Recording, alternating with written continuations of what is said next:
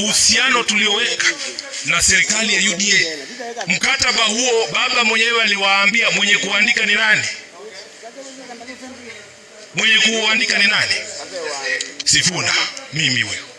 Sasa wale ambao mlifanya fasaha katika shule, kuna mwandishi kwa mfano Chinua Achebe. Chinua Achebe ndio mwenye kuandika Things Fall Apart. Si mnajua? Wewe ukikutana na Chinua Achebe leo, unaweza kupingana na yeye ni nini iko kwa hiyo kitabu. Sasa kama mwenye kuandika huo mkataba, na ujua na uelewa, najua ulikuwa ni nini, najua unasema nini na ni kipi haisemi. Niliandika hapo ndani mimi mwenyewe nikasema, this agreement does not constitute a coalition agreement with UDA. Iko hapo, Ruto alisign, baba alisign. So wengine ambao wanazunguka, na kwa sababu